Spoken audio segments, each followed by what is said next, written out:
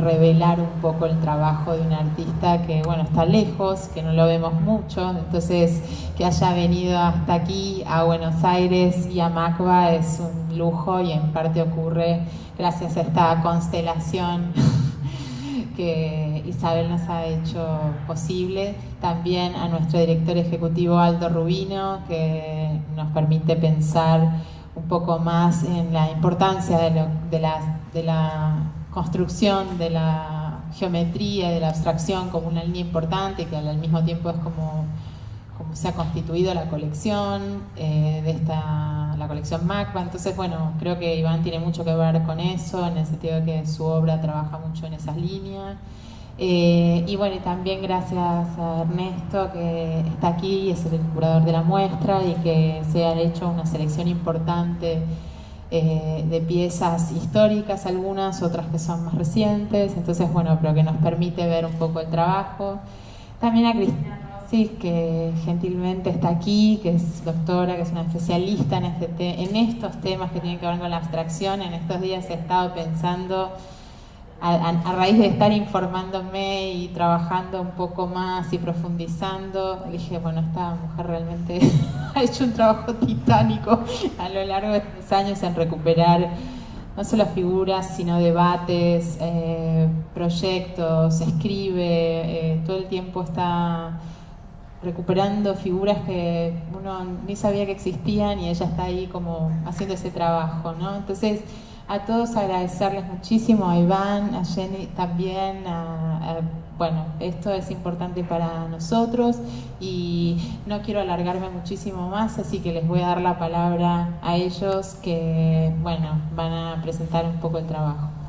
Bueno, nada, la primera cosa, gracias Tere, una amiga, y realmente, bueno, ustedes saben que a mí el tema me entusiasma, y muchas veces bueno, el poder indagar y ir descubriendo nuevos planteos, nuevos artistas, siempre es muy interesante, y verdaderamente un placer para nosotros tener hoy la presencia de Iván acompañando las obras, una obra que no es tan conocida en Buenos Aires y que ahora tenemos, bueno, la oportunidad de ver toda la trayectoria, pero por otro lado también conversar con él. Así que en realidad mi misión únicamente será articuladora para poder escuchar al artista. Pero previamente, entonces, quería presentar a Ernesto Muñoz, que es en realidad un especialista en arte chileno y más en arte geométrico, ¿cierto? Se desempeña también como curador, no solo de la muestra, sino como curador independiente en general, pero ha sido curador de los lugares institucionales y galerías más importantes de Chile, especialmente del Museo de Arte Contemporáneo de Santiago y del Museo de Bellas Artes también, además de la Galería Gabriela Mistral. Pero fundamentalmente ha escrito muchos libros, de los que tal vez nos puede hacer una pequeña síntesis para, para despuntar y abrirle el camino al maestro. ¿Te parece, Ernesto? Sí, gracias. ¿Quieres hablar con él? No, yo creo que puedo hablar sin micrófono. Bueno, buenas tardes, estamos muy felices aquí, este equipo que hemos armado en Chile con Isabel Alinar, y de llegar acá con la obra de Iván Contreras Brunello. Yo lo que voy a contarles primero el inicio del arte geométrico en Chile, que es el año 1912, cuando aparece el primer caligrama de Vicente Huidobro, el cual es previo a la aparición de Apollinaire en Francia. Vicente Huidobro sigue experimentando con geometría en esa época, y con Sara Marval, una famosa teórica chilena, compone una serie de cuadros que son caligramas en que comparten los dos, Vicente Huidobro y Sara Marval. Después de ese momento que se realiza en Francia, Marval regresa a Chile y escribe un documento en el año 24 sobre el país geométrico. Dice lo importante que es tener un país, vivir en un país geométrico de líneas puras. Esto posteriormente se va registrando, y en el año 28 aparece otro gran artista que es Hernán Gamboñi, el cual Hernán, un gran estudiado en París con André Lot, aparece con obras muy relevantes y ahí aparece el primer link, el primer contacto que tenemos con Argentina cuando una de las alumnas más sobresalientes de Mori es Eugenia Krenovich, que es la primera artista geométrica argentina, como ustedes conocen como Jen. Bueno, después de esos periodos aparece en el año 55, no, el 50 se produce un hecho fundamental en la geometría chilena con la visita de Emilio Pettoruti, el cual es invitado por la Universidad de Chile, pero lo que más une a Pettoruti con Chile es su matrimonio con la crítica María Rosa González, la cual es crítica en esa época del diario La Nación de Buenos Aires, y Pettoruti va a Chile con un despliegue de prensa impresionante, con una muestra en el Museo Nacional de Bellas Artes, que se registran en aquella época como 50 recortes de prensa. Y Pettoruti, fuera de eso, regresa el próximo año, el 51, y vuelve a trabajar en Chile. Y esto va fomentando. En el año 1955 se arma el primer grupo geométrico, que es el grupo rectángulo, en lo cual están todos los que nosotros conocemos acá, y que este museo tiene dos piezas fundamentales, que son Ramón Vergara Gres y Matilde Pérez. Ellos son el eje de este grupo, el cual va a estar fomentando la difusión y el nuevo planteamiento del arte chileno en la era de los geométricos. En 1960 viaja a París Matilde Pérez con una beca, donde establece contacto con Passarelli, y en ese momento ella descubre que existen otros chilenos que no ha tenido carrera en Chile, que ha tenido una carrera en Francia, que pertenece al grupo más avanzado en la geometría, que es paralelo al grupo de Lepar, que trabaja con François Morelet, pero que están bajo el alero de la difusión y la presentación que hace Michel Sefort. Ese señor importante para el arte chileno es Iván Contreras. Y los dejo ahí ahora con Iván, que siga la historia. Bueno, genial, nos dejaste un pie perfecto entonces para empezar a conversar precisamente con Iván. Esa primera experiencia, que por otro lado es de los primeros latinoamericanos que están llegando a París, ¿no? ¿En qué año llegaste? En el año 52, 1952. ¿Y cómo era el panorama cuando llegaste? ¿Quiénes estaban? ¿Con quiénes te...? Bueno, había muchos argentinos, venezolanos sobre todo. Ajá. Ya había Lepar, Ajá.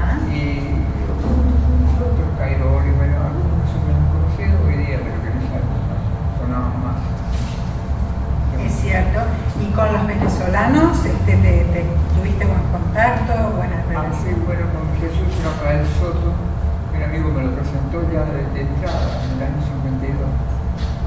Y nos hicimos muy amigos, y entonces desde esa época comenzamos a vernos muy a menudo y a discutir las posibilidades de crear cosas nuevas. Nos reuníamos casi todos los días, discutíamos de pintura, de esto. Ajá. Y tenían una línea, una sensibilidad así. Ya teníamos ya la idea de algo, bueno, sobre todo de geometría, de constructivismo. Estaba buscando de Lina Rosario.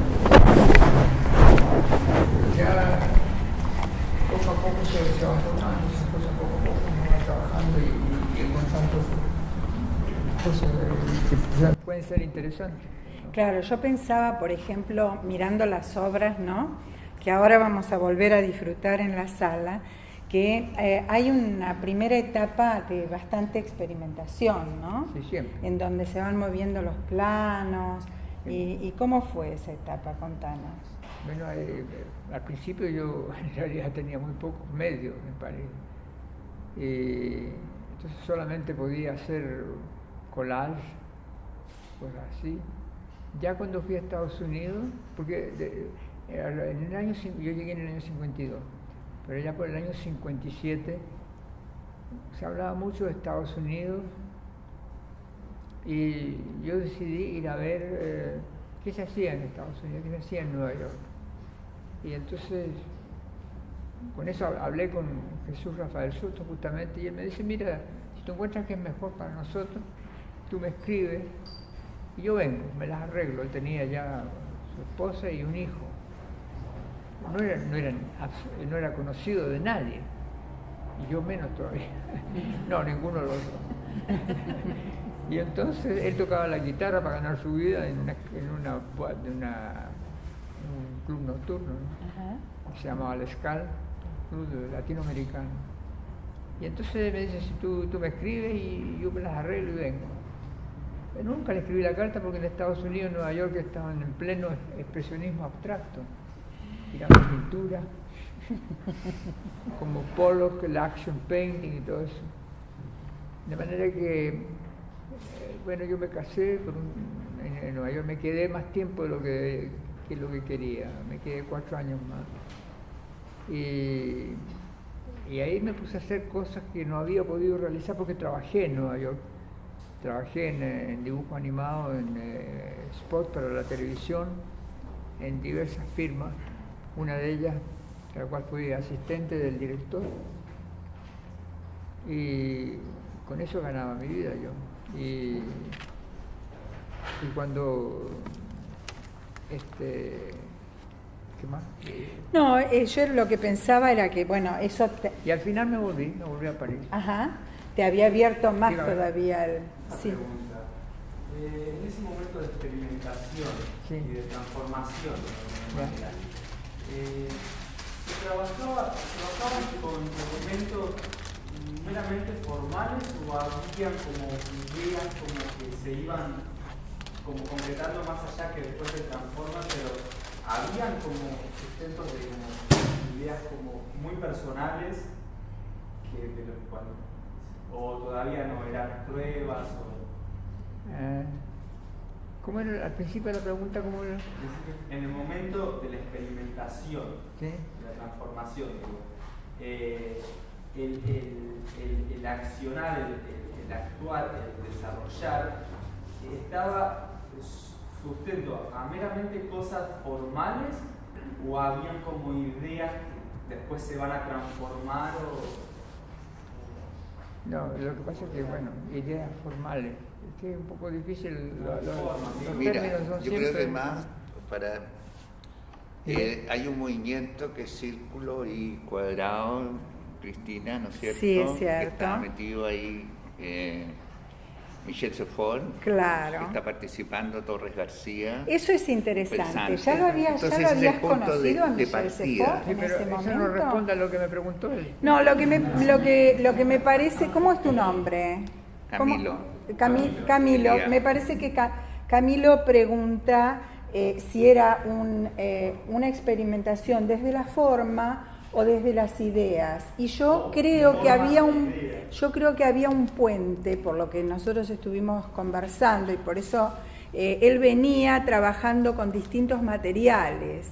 Y me parece que ese punto de los materiales, ¿no?, es el que va anclando una idea de belleza que está elaborando. ¿Cómo fue primero el pasaje por los materiales que me contabas? Que de repente uno quiere hacer una cosa que... No, es que hay una cosa que hay que especificar. Había un libro que se llamaba Vision in Motion, Visión en Movimiento, que lo escribió Laszlo Moholy-Nagy, que era un pintor y escultor que había sido profesor en la Bauhaus que había habido en Alemania antes de la guerra. Bueno. Y entonces ese libro, que apareció en Chicago, porque él fue profesor, él trató de formar una Bauhaus como en Alemania, en Chicago, porque con la guerra mucha gente se fue a Estados Unidos, a Nueva York, y él terminó en Chicago, no sé, y entonces trató de formar una nueva Bauhaus. Bueno, se formó y era una escuela más bien de práctica que de cuestiones como la pintura, así, más libre, ¿no? Pero en todo caso, él escribió ese libro donde salían todas las experimentaciones que se habían hecho en esa escuela y que se habían hecho antes en la Bauhaus. Entonces salían experimentaciones con diversos materiales, con films, ¿ah? Sobre todo eso, diversos materiales y otras posibilidades donde se podía, digamos, los pintores podían buscar nuevas vías, nuevos. Ahora, nosotros, ese libro yo lo tenía. Entonces ese libro lo mirábamos con Jesús Rafael Soto. Yo, como sabía un poco de inglés, yo le traducía a él, y ahí discutíamos las cosas. Y ahí en ese libro habían algunas ideas que nosotros pensamos que, por lo menos yo por mi lado pensé, que uno podía a partir de eso, de desarrollar, ir más allá y hacer algo con esas ideas. Uno siempre tiene alguna influencia. Así puede ser incluso de algún pintor del Renacimiento, como de los impresionistas o de otros pintores. ¿Y cuáles eran los tuyos? O incluso de la escultura o de los relieves de Egipto. Y entonces, por ejemplo, en ese libro había unos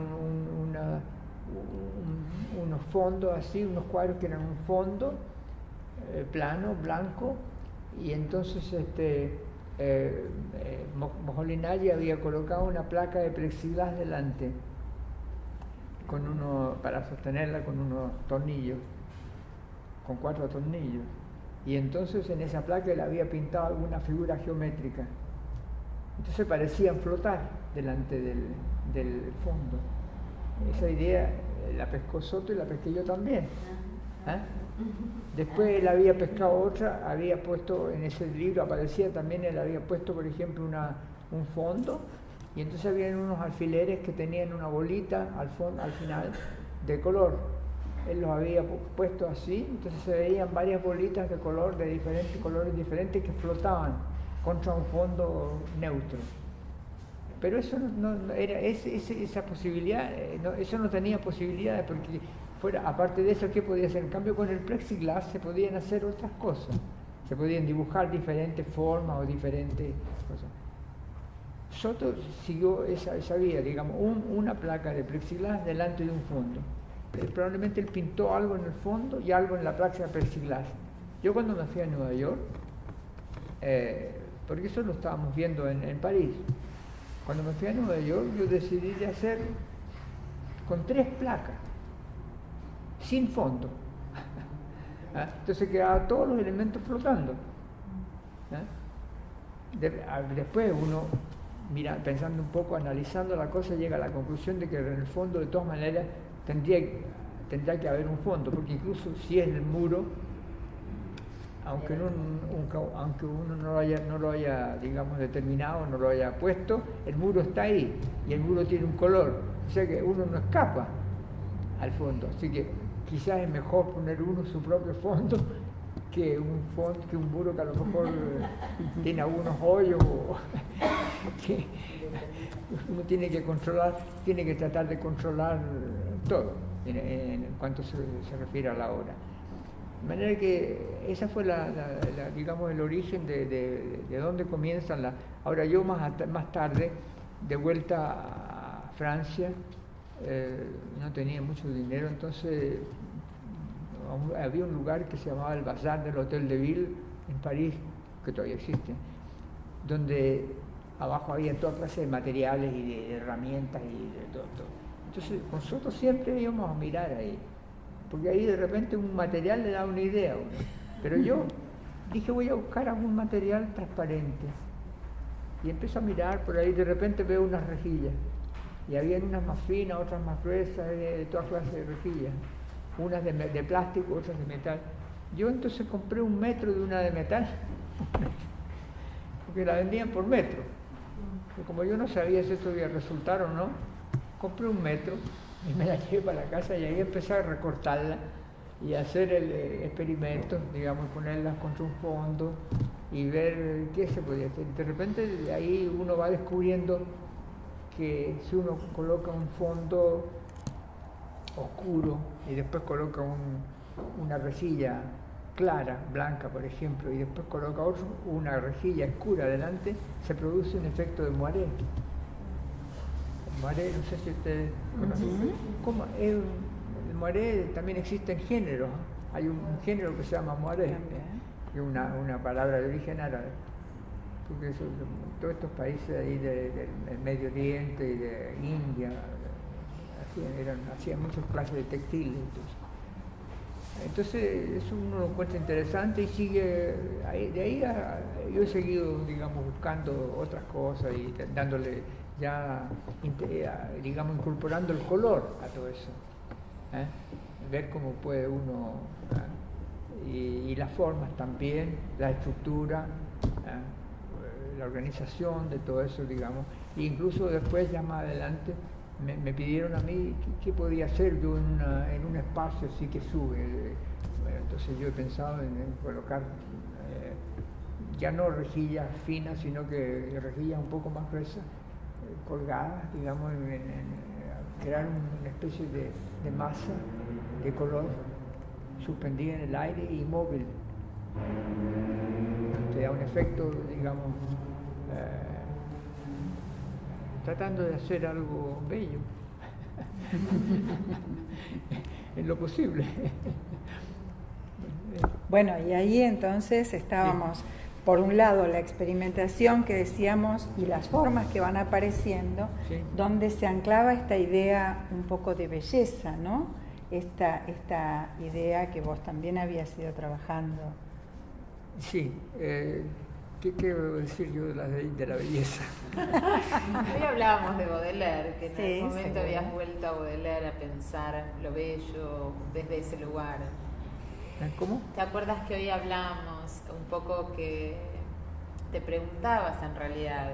O sea, te preguntabas cómo eran las formas de comprender lo bello y un poco sale ahí Baudelaire. Eso de comprender lo bello, no, yo tengo la idea que lo bello, ya el hombre primitivo, yo creo. Sí, el hombre primitivo se encuentra con ciertas cosas que sin saber por qué las encuentra bellas. Se encuentra con un zafiro, qué bonito. Ve un atardecer, qué lindo. Ve una malaquita o una lápiz lazuli, y entonces después, tal es así que uno encuentra, por ejemplo, en los faraones, tienen unos lápiz lazuli y cosas de oro, y las encuentra también en Persia y las encuentra en India y incluso en el Perú, los incas, pedazos de malaquita, de piedras de colores verdes muy bonitas. Entonces, o sea que es una cosa que es intuitiva, que digamos es natural, y siempre hay una búsqueda de belleza. Y después la búsqueda de belleza va más allá, ya hay el Renacimiento, que también es búsqueda de belleza, y que se consigue además, no solo que se busca, sino que se consigue, y el impresionismo, y etcétera. Solo hoy día que ya hay mucha gente que anda buscando la fealdad. Bueno, eso es culpa de Baudelaire. Está bien, se lo dejamos a él. Que decía, ¿por qué no puede ser bella una cosa horrible? Y a mí en estos días que pudimos conversar, yo el otro día de manera impertinente te sugería pensar tu trabajo en relación a la suspensión, o sea, esta idea de que tus piezas flotan de alguna manera o están suspendidas o tienen este trabajo muy liviano de transparencias y un poco también asociado a ciertos elementos que construyen el trabajo, como por ejemplo dentro de lo constructivo o pensado de otra manera, lo que mueve a estas piezas es algo muy natural, como el aire. Entonces, en ese sentido, esta idea de la suspensión, ¿alguna vez lo pensaste más allá de tu trabajo, filosóficamente, o en tus conversaciones con Sefor? ¿Alguna vez es una cosa que se encuentra mucho viene mucho, todas esas ideas vienen mucho del impresionismo, porque en el impresionismo habían todas esas ideas de transparencia, de espacio, así, de cosas que se ven en la naturaleza, porque los ríos que se mueven, qué sé yo, los reflejos, la luz que pasa a través de los árboles, etcétera. Toda esa variedad de efectos que los impresionistas buscaban. Yo estoy súper influenciado por el impresionismo. Bueno, Mondrian también tenía. Bueno, ya Mondrian es otra cosa, ya es la idea del vertical, horizontal, pero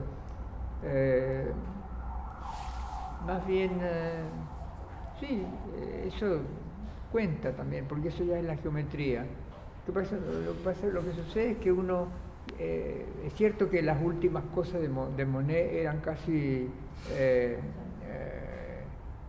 informales, digamos, ya eran, pero hay una contradicción ahí aparente.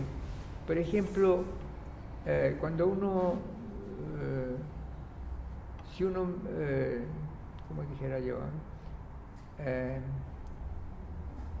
no encontraba la foto, pero cuando una foto está precisa, definida, y está un poco fuera de foco, a pesar de estar fuera de foco, la estructura es la misma.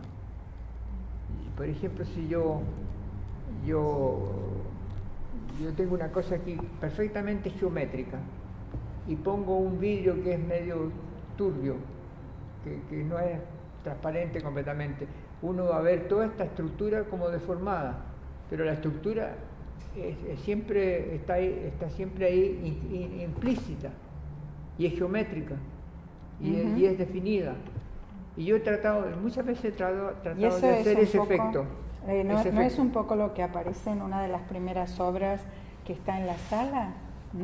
Esta del collage con los pequeños cuadraditos. Eso es otra cosa. A ver, contanos. Esa es otra cosa. Esa es la idea de a partir de ese cuadro ahí. Ahora lo vamos a ver. Esa obra. Aprovechamos. Parte de una especie de, como digamos, un dibujo que tiene formas informales, que es informal, que no es geométrico. Yo pensé que sí se podría hacer una obra que sea informal y geométrica a la vez.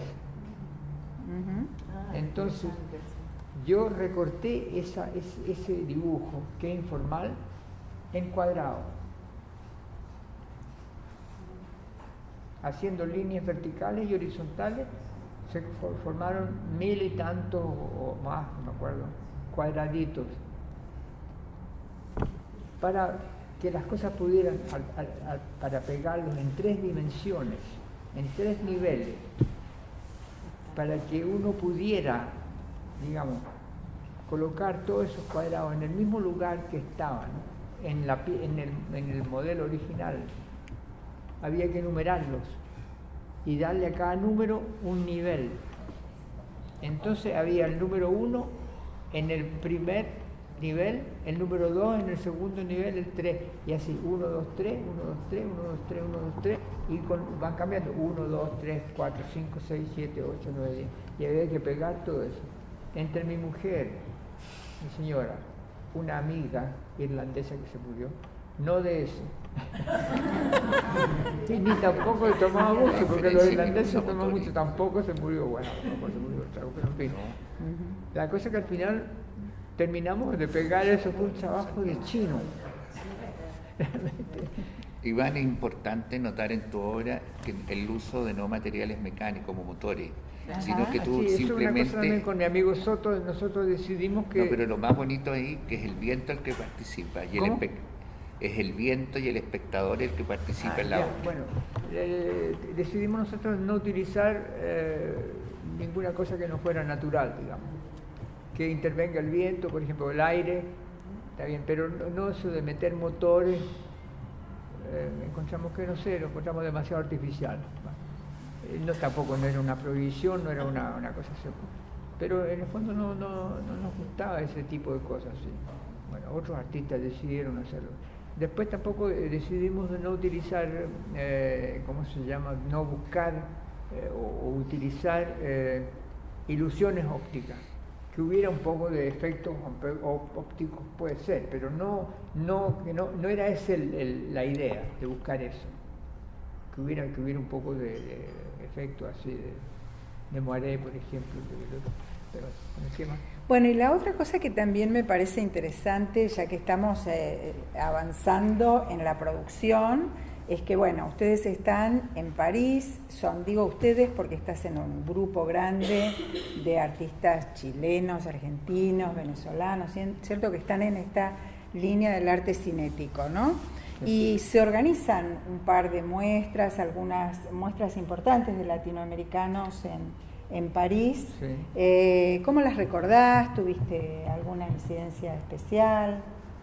Bueno, no, hubo una primera, yo participé en ella, pero después hubo una otra en la cual yo fui secretario general y yo ayudé a organizar la exposición, y después había una o dos más latinoamericanas, pero ya hoy día yo creo también que hay menos latinoamericanos en París que antes. Pero en ese momento era central, ¿no? Años 60, en esos años había más de 100. Ajá, más de 100. Sí.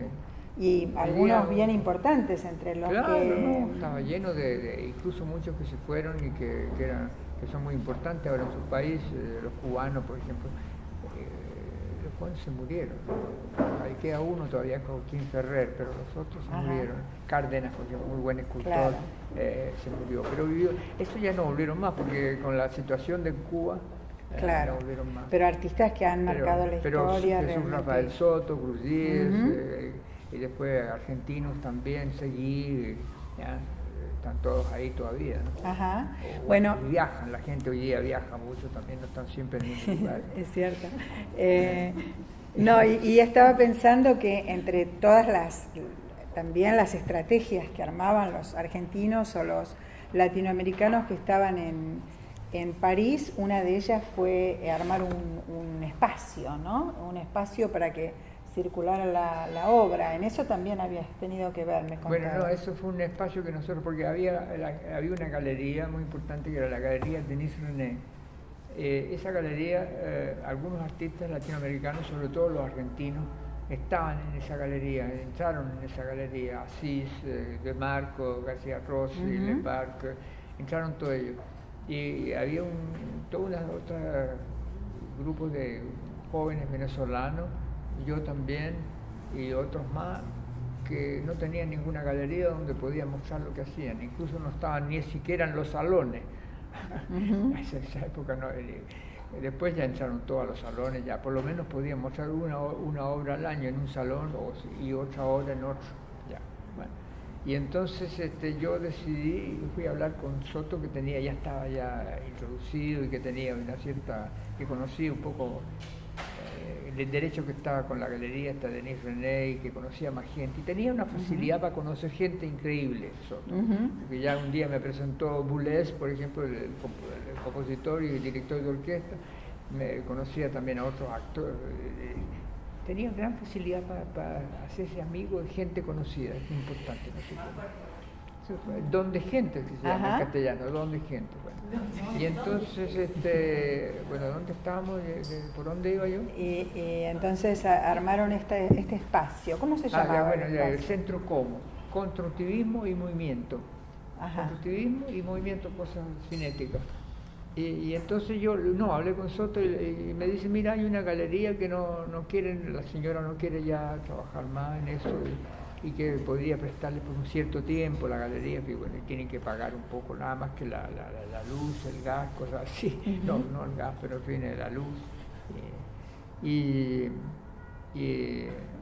entonces yo empecé a buscar con otro, formamos un grupo ahí de gente, de jóvenes, y después decidimos hacer exposiciones y organizamos un pequeño plan, digamos, de acción, y invitamos a Torres Agüero, por ejemplo, hizo una exposición, Michel Sefort, el gran historiador y miembro del grupo. Contanos cómo era Michel Sefort, que para nosotros es toda una... Era un tipo de una cultura impresionante y además muy inteligente y muy sabio. estudió los jesuitas en Amberes, que era buen colegio. Por ejemplo, leía el latín, el griego y el sánscrito. Son cosas increíbles. Además, muy inteligente como persona, muy sabio y poeta. ¿Y cómo era pintor. su obra? Es una obra siempre del mismo tamaño. Hacía dibujo con tinta china y hacía dibujo y dibujo, pero sobre todo él fue también muy poeta y también él publicó muchos libros de poesía y también historiador sobre todo, porque se puede decir que él inventó Mondrian. Si él no hubiera escrito ese primer gran libro sobre Mondrian, y además como él tenía era muy amigo de Mondrian y era una gran admiración por Mondrian, pero increíblemente, digamos, la admiración que tenía era increíble. Entonces, yo vivía muy cerca de él, una persona súper interesante. Y se puede decir que yo era amigo en realidad, porque a veces nos encontrábamos, como vivía en el mismo barrio, y él iba a comprar a veces material al mismo lugar que iba yo, después nos íbamos a tomar un café juntos.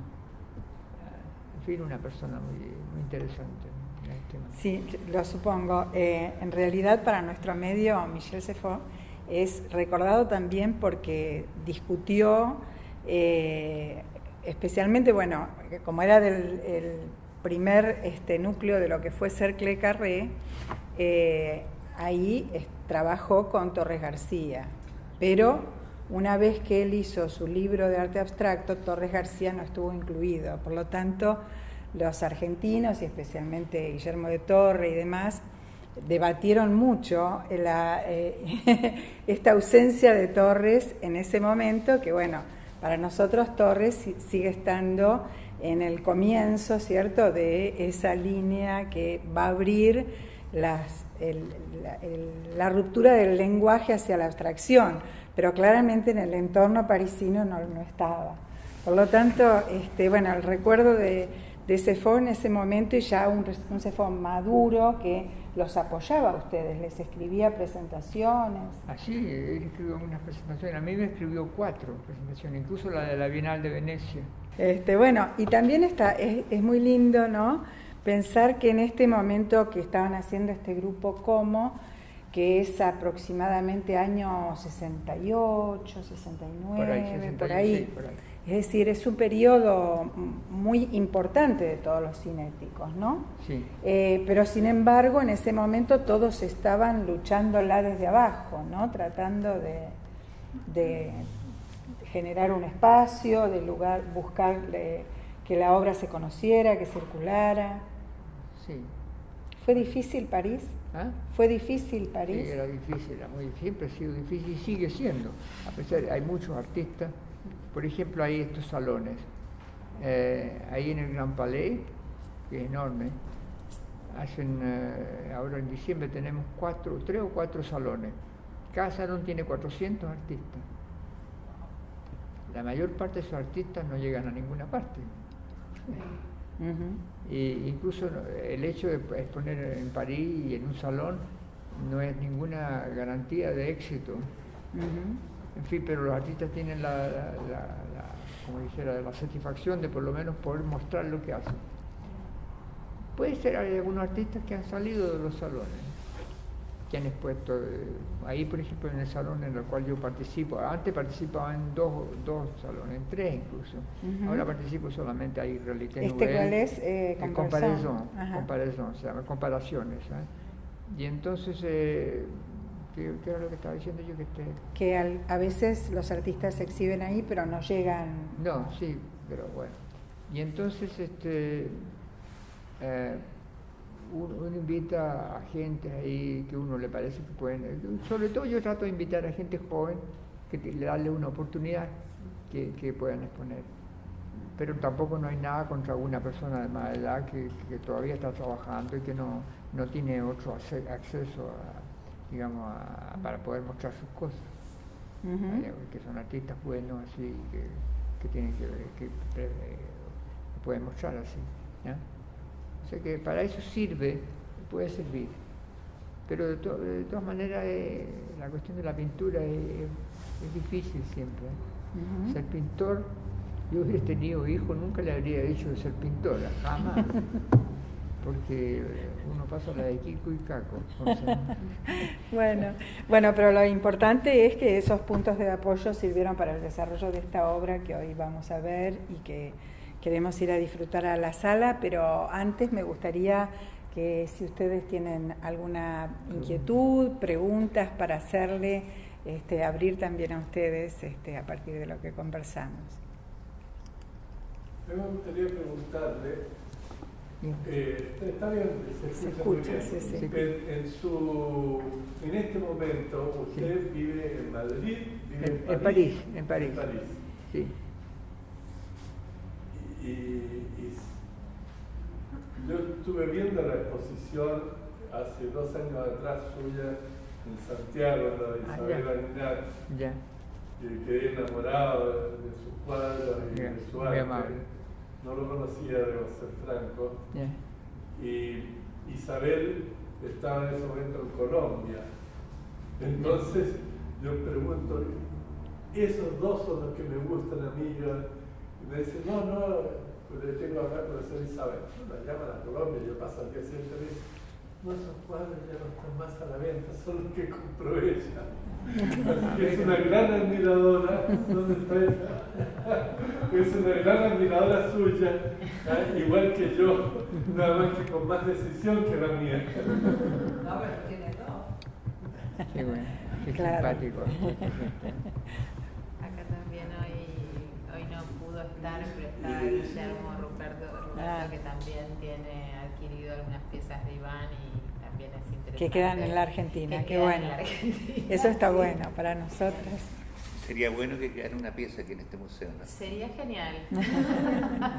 Bueno, de todos modos podemos seguir conversando, aunque sea más informalmente, pero los invitamos al brindis, ¿no? Bueno, ¿Qué te parece? Bueno, muchísimas